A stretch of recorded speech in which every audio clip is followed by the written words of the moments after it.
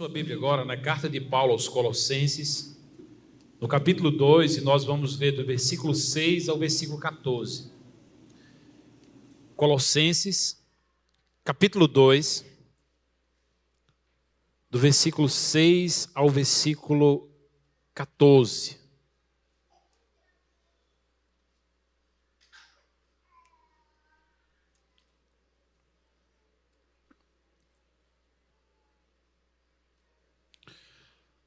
Nos diz assim a palavra do Senhor.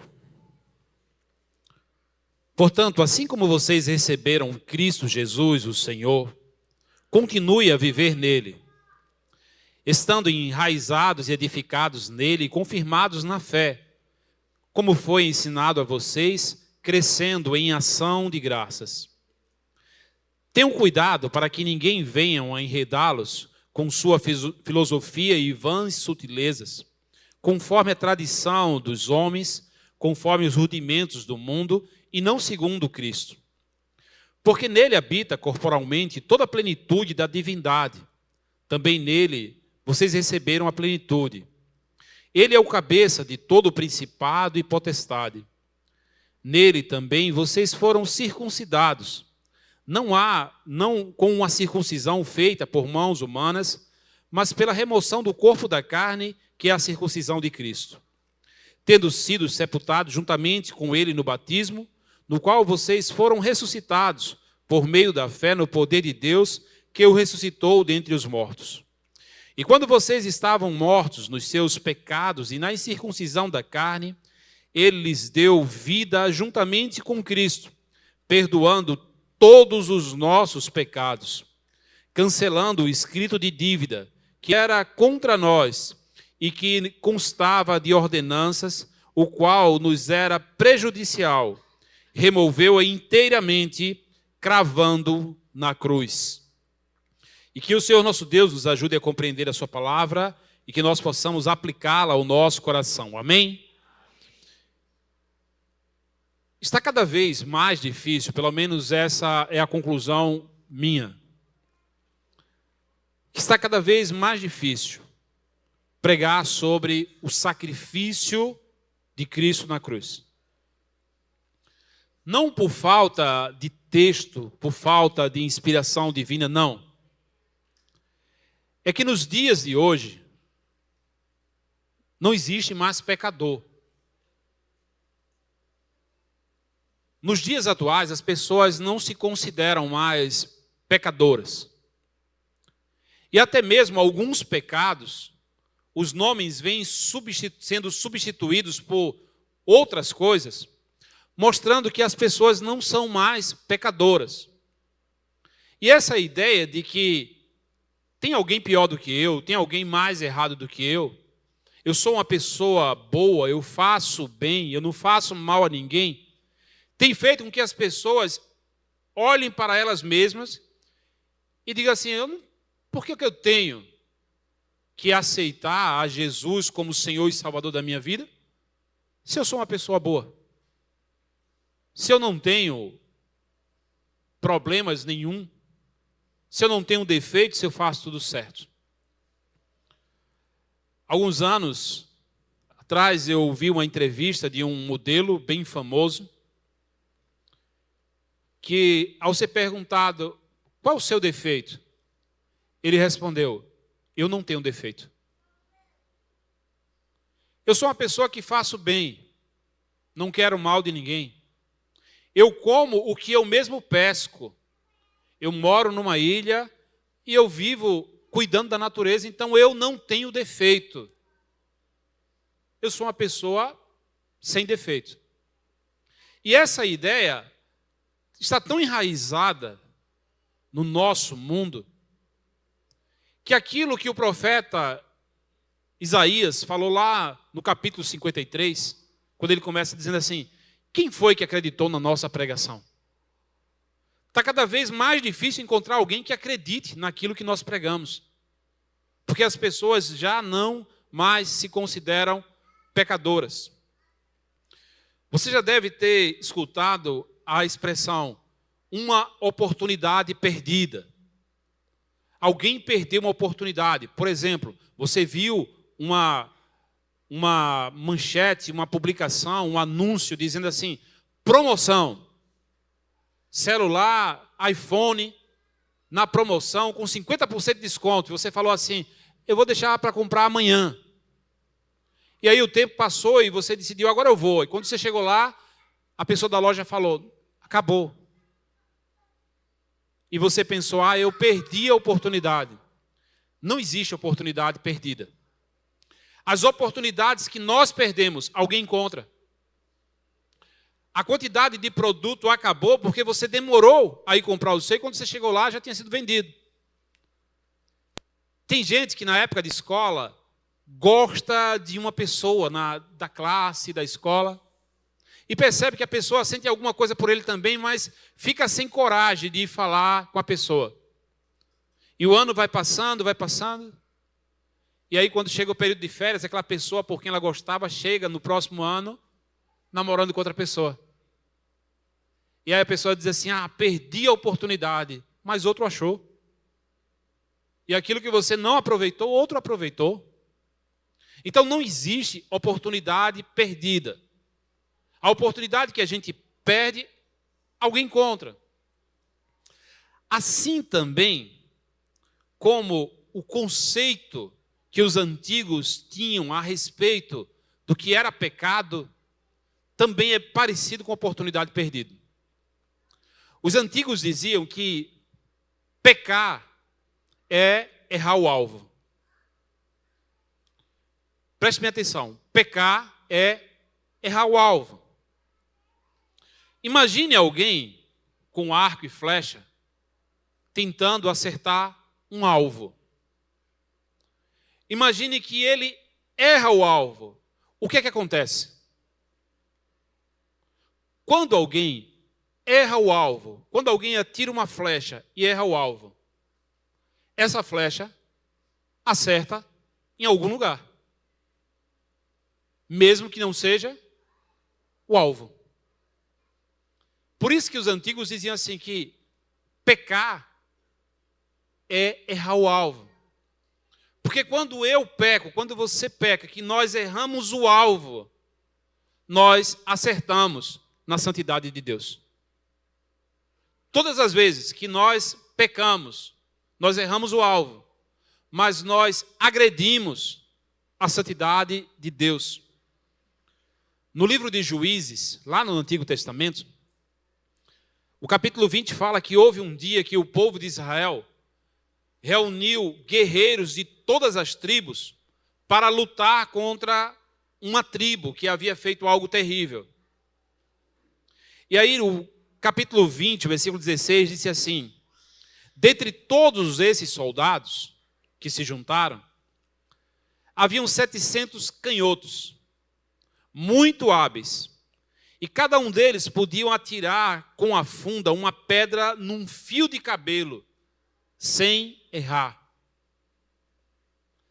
Vocês lembram da história de Davi e Golias, quando Davi com uma funda atirou uma pedra que acertou Golias? Na época dos juízes, haviam 700 homens canhotos, que eles com uma funda conseguiam atirar pedra e acertar num fio de cabelo. E o texto diz assim: sem nunca errar.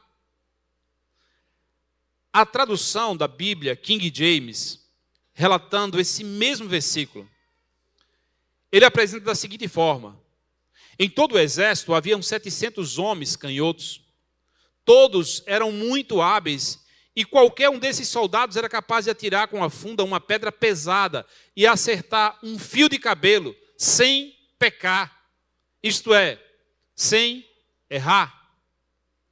Eles atiravam com precisão e acertavam, chegavam a acertar num fio de cabelo, sem nunca pecar, diz o texto sagrado. Porque pecar é errar o alvo. E quando alguém erra o alvo, acerta na santidade de Deus. Se você ler a Bíblia com muita calma, você vai ver claramente isso, esse conceito. Pessoas que pecaram e pessoas que evitaram o pecado para não errar o alvo e acertar na santidade de Deus.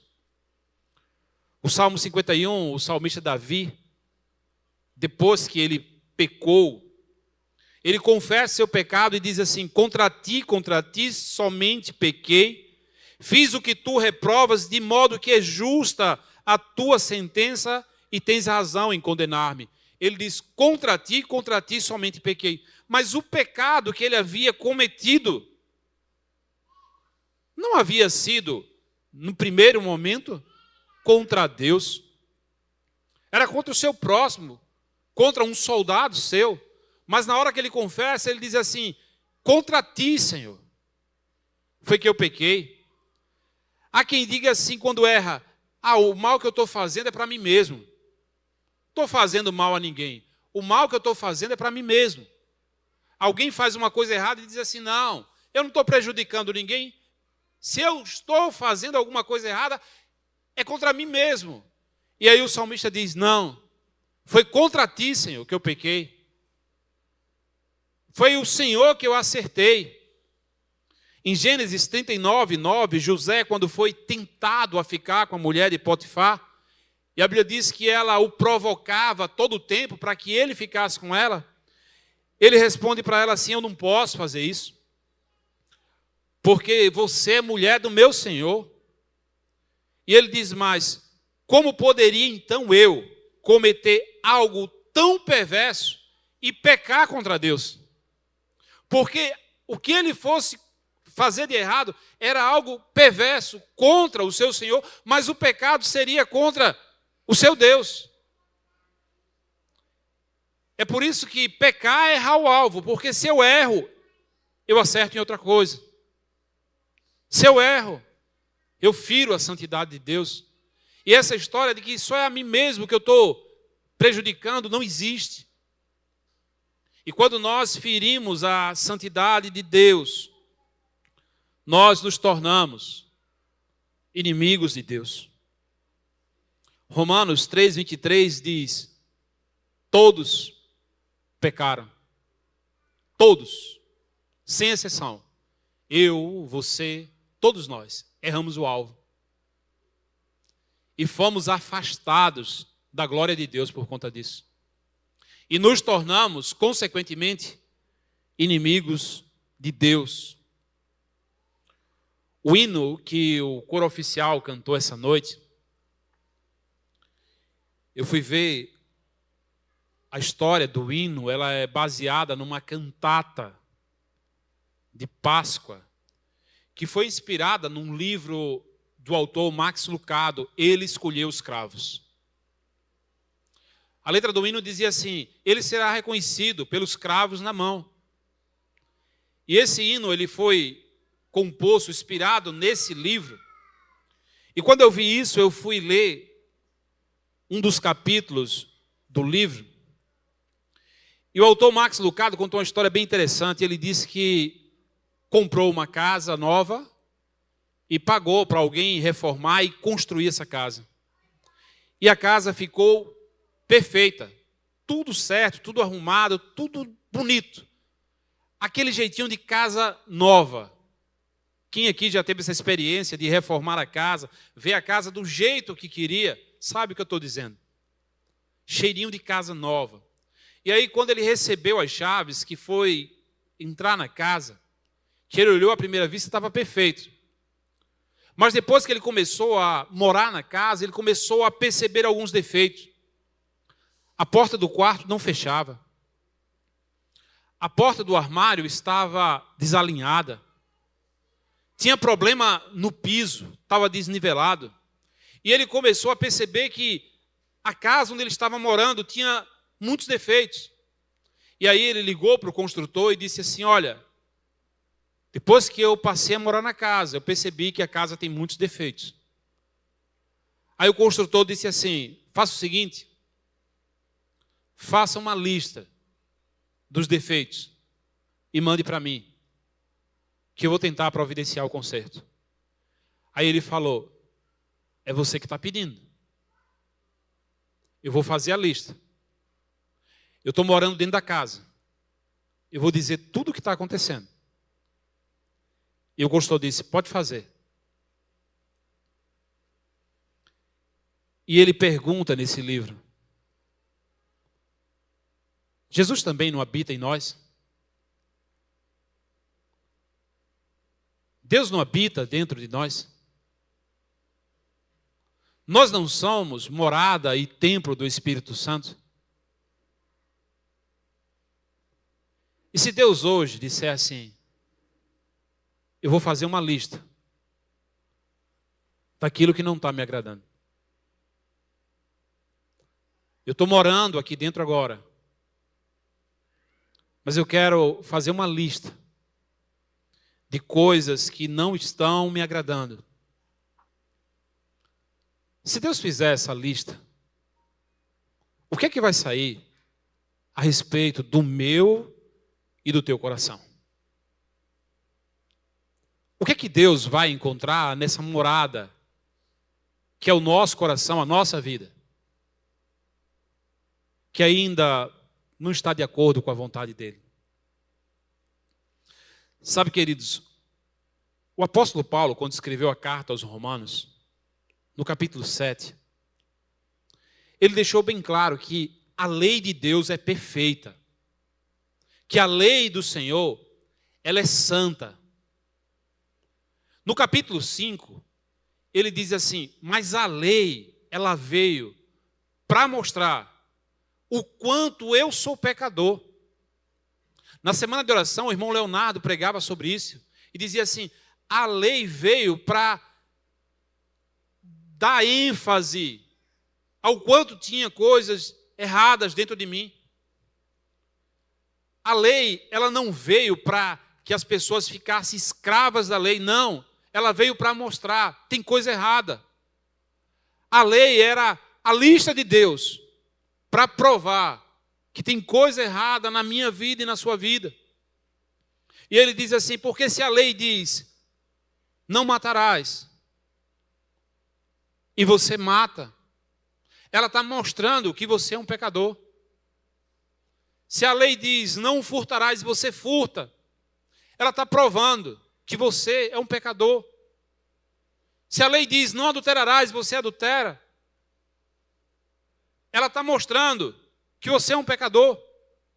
Então a lei veio para agravar o nosso pecado e mostrar o quanto nós somos falhos e o quanto nós estamos perdidos. A lei, ela me faz ver o quanto eu erro o alvo todos os dias, o quanto eu atiro, mas acerto em Deus. A lei mostra o quanto eu sou pecador. Deus habita no seu coração? E o que é que Ele está vendo de errado no seu coração? O que é que tem incomodado o Senhor? O que é que tem entristecido o Senhor? O texto que nós lemos na palavra de Deus, o apóstolo Paulo escreve a carta aos Colossenses, e ele tem um objetivo bem específico ao escrever essa carta. Ele quer acabar com algumas ideias que estavam entrando na igreja, ideias populares, ideias de religiosidade no lugar do arrependimento. Por exemplo, hoje, sexta-feira santa, como as pessoas costumam chamar, existe um número enorme de pessoas que não comem carne no dia de hoje, mas pecam o ano todinho. Aí na sexta-feira santa eu não posso comer carne. Por quê? Porque é pecado. Mas as pessoas pecam o ano inteiro e acham que não comendo carne hoje vão se tornar mais santas e serão aceitas por Deus. Tem pessoas que no dia de hoje não tomam cerveja. Cerveja não, é pecado. Mas tomam vinho até se embriagarem, até caírem e até arrumar confusão. Mas vinho pode. Não pode a cerveja. Percebam, as pessoas vão vivendo achando que pode dar um jeitinho deixando de fazer algumas coisas, e assim Deus vai se agradar delas. No domingo que se passou, o irmão Davidson pregou aqui na igreja e falou de quando Adão e Eva pecaram, e logo depois que eles perceberam que haviam pecado, eles se apressaram para fazer roupas para si com folhas de figueira, para esconder a sua nudez. Quanto tempo uma folha de figueira duraria?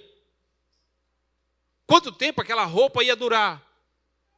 Uma roupa feita de folha. No primeiro vento que soprasse, a roupa desaparecia. Quando ela começasse a secar, desaparecia. E aí o que eles tinham que fazer? Outra roupa. E outra roupa. E outra roupa. Mas não é assim que as pessoas querem viver? Fazendo coisas para tentar esconder o seu problema com Deus. Ou para tentar mostrar que, mas eu faço boas obras, eu faço alguma coisa boa, eu faço alguma coisa que presta ainda. Mas perceba, isso que eles acham que fazem, que tem alguma utilidade diante de Deus, não tem valor nenhum. Nenhum. E ao invés de assumirem, eu sou pecador, eu preciso de Deus, as pessoas preferem dizer assim, eu vou encobrir esse meu defeito, essa minha falha. Ao invés de se aproximar de Deus e dizer assim, eu preciso de um Salvador porque eu sou pecador. As pessoas, não, tem gente pior do que eu. Eu posso dar um jeitinho nisso. De que maneira você tem tentado encobrir aquilo que desagrada a Deus? Acreditem, tem gente que tenta encobrir o que desagrada a Deus vindo para a igreja. Tem gente que tenta encobrir o que desagrada a Deus orando. Mas não é orando confessando o pecado. É orando para tentar mostrar para o outro de que está tudo bem com ele. Tem gente que tenta encobrir se envolvendo em atividades dentro da igreja. Porque aí vai parecer que está tudo bem com a vida dele, quando não está tudo bem. As pessoas sempre procuram fazer algo para tentar compensar o seu pecado e fingir que está tudo bem, que está tudo certo. É por isso que eu falei que está cada vez mais difícil pregar o evangelho da salvação para as pessoas, porque as pessoas, elas não acham mais que são pecadoras, não. Elas não acham mais que tem problemas, elas não acham, não acreditam mais que o que elas fazem de errado erra o alvo e acerta a santidade de Deus, e entristece o coração de Deus. Elas acham que não tem mais problema viver dessa forma, viver dessa maneira. A lei, ela veio para mostrar o quanto nós somos pecadores. Em Romanos 8:3, o apóstolo Paulo diz assim, porquanto o que era impossível, a lei. Perceba o que ele diz, era impossível a lei nos salvar. Não tinha a menor condições de sermos salvos pela lei. Porque a lei veio só para mostrar o quanto nós somos pecadores. O quanto nós estamos perdidos e carecemos de um Salvador. Foi para isso que a lei veio. E aí, uma vez que a lei mostra a nossa lista de erros, de falhas, de problemas e defeitos que há na nossa casa, onde Deus quer habitar, uma vez que acontece isso, não adianta agora tentar, eu vou cumprir a lei, não. Só há uma saída para todos nós. É perguntar ao Senhor, Senhor, quem vai livrar esse meu corpo do pecado? Exatamente aquilo que Jefferson falou no começo do culto. Quem vai me livrar de tudo isso? Aí Paulo diz assim, mas graças a Deus por quem? Por Cristo Jesus. Porque se não fosse Ele, eu estava perdido. Mas quem estava perdido? Quem era eu? Logo eu, um pobre pecador. Logo eu, tão fraco e tão devedor. Essa era a minha situação longe de Deus. Perdido, pobre, longe do Senhor. E aí, queridos, sabe o que foi que aconteceu? Aquela lista que o autor do livro recebeu a orientação do construtor dizendo: faça a lista. Pode fazer a lista. Escreva tudo que tem de errado, que eu vou consertar. O Senhor fez a mesma coisa por mim e por você. No texto que nós lemos na palavra de Deus, o apóstolo Paulo, ele vem combatendo essa prática de tentar apagar o pecado fazendo algumas atividades e achando que isso vai dar resultado. Ele diz: não vai não. Não vai não. Mas quando chega no versículo 13, ele diz assim: quando vocês estavam mortos nos seus pecados e na incircuncisão da carne, Deus deu vida juntamente com Cristo, perdoando todos os nossos pecados. Imagina que você tem uma dívida que você não pode pagar de jeito nenhum. Os credores estão batendo na tua porta. O banco está ligando para você. Eles vão tomar tudo que você tem. A dívida é tão alta, que juntando tudo que você tem, não dá para pagar. Nem mesmo se você vender a sua família, vai dar para pagar. De tão alta que é a dívida. E os credores já ligaram para você dizendo assim: olha, a gente está indo aí buscar tudo que você tem. Imagine a situação que você estaria se isso acontecesse. Uma dívida que eu não posso pagar. E eu serei preso por isso. E ainda que vendam os meus filhos, ainda não vai dar para pagar a dívida. Imagine que na hora que a pessoa fosse cobrar na tua porta: cheguei, você vai pagar a dívida agora. De repente, na hora que ele está lá na porta, o telefone dele toca. E alguém ligando para o credor, dizendo assim: pode voltar, a dívida dele está paga, pode esquecer. Alguém pagou essa dívida e não precisa mais fazer nada com ele. A Bíblia diz que foi isso que Jesus fez por mim e por você na cruz do Calvário. Não era porque nós éramos bons, não, nós éramos inimigos de Deus. Não era porque havia nada de bom a ser dito ao nosso respeito, pelo contrário. Nós erramos tanto o alvo que acertamos só na santidade de Deus. E não tínhamos condições nenhuma de pagar essa dívida. Aí ele vai e manda Jesus. Porque Deus amou o mundo de tal maneira que deu o seu Filho unigênito para que todo aquele que nele crê não pereça, mas tenha vida eterna. Você crê nisso? Você precisa crer nisso. Você não pode pagar e você não é uma pessoa boa. Sua dívida é muito alta. Mas o Senhor fez muito mais do que pagar a nossa dívida, do que dizer que estávamos perdoados. Olha o que diz o versículo 14.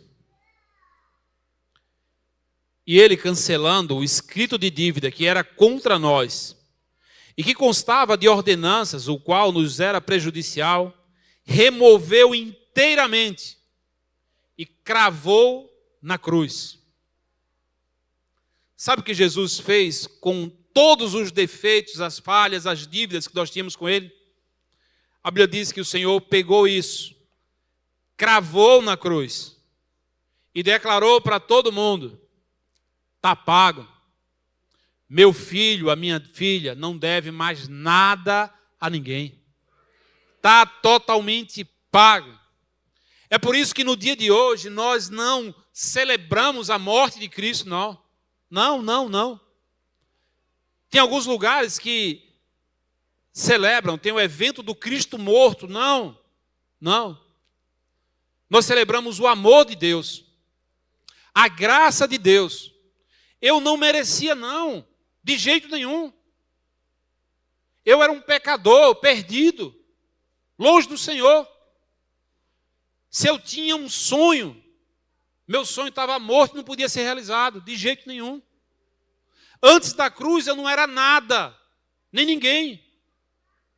Depois da cruz é que minha vida muda. Depois que eu creio, eu não pereço. Depois que eu acredito, isso faz sentido para mim. Mas antes não. Você crê que você é um pecador que precisa de Jesus? Se você não crê nisso, você está do mesmo jeito que muita gente lá fora. Eu não, eu sou bom, eu faço coisas boas. Não. Quem pode me livrar desse corpo de morte? Graças a Deus, Jesus Cristo pagou a dívida. Era só um pesadelo. Era um pesadelo, não. A dívida está paga. Eu fui perdoado. Está cancelada a minha dívida. Ninguém mais pode me cobrar nada. Não há mais nenhuma condenação para quem está em Cristo Jesus. Tem um filme chamado Condenação Brutal. É um filme antigo. Talvez muitos jovens aqui não tenham nem nascido na época que esse filme foi lançado, com o ator Sylvester Stallone. Ele é condenado e ele vai para uma prisão. E na prisão tem um jovem que diz assim: eu estou aqui, mas eu não sou culpado. Aí um outro detento diz assim: quem aqui é culpado? Ninguém é culpado, não. Você quer ver? Fulano? Ele: oi, você é culpado? Ele: eu não. Beltrano, você é culpado? Ele: eu não. Ciclano, você é culpado? Ele: eu também não. Percebe? Ninguém é culpado aqui, não. Nós somos todos inocentes. Não tem ninguém culpado. Enquanto eu estava preparando essa mensagem, eu me lembrei dessa cena. Porque é assim que o mundo vive hoje. Você é culpado? Não, você não é culpado. Eu não. Eu não. Você faz alguma coisa errada? Eu não. Não, não sou culpado. Então tem alguma coisa errada. Deus mandou o Cristo ao mundo para salvar culpados. Deus mandou o Cristo ao mundo para salvar pessoas erradas. Mas você não se acha culpado nem errado. Você acha que você não está errando o alvo. Você acha que o que faz de errado, quando faz, só prejudica você. Não é verdade. Prejudica a santidade de Deus. Entristece o coração de Deus. Você erra o alvo, mas acerta no coração de Deus. Como alguém pode ser amigo de Deus atacando o Senhor? O Senhor nessa noite quer se reconciliar com você. Quer fazer as pazes com você. Ele mandou Cristo para mostrar o quanto Ele te ama. E dizer: apesar de você estar errando o alvo, eu quero apagar a tua dívida. Eu quero rasgar a lista de erros que você tem. Eu não quero ficar contando os teus erros, não. Sem mim você está perdido. Comigo, você é amigo de Deus. Sem Jesus, os teus sonhos, por mais que no primeiro momento pareça que está indo bem, vai naufragar. Com Cristo, os teus sonhos podem ser realizados de acordo com a vontade dEle, que é bem melhor do que a nossa. Longe da cruz, eu não sou nada. Depois da cruz, eu posso todas as coisas naquele que me fortalece. De que lado você vai ficar? Ainda achando que não tem problema nenhum na sua vida, que você está certo?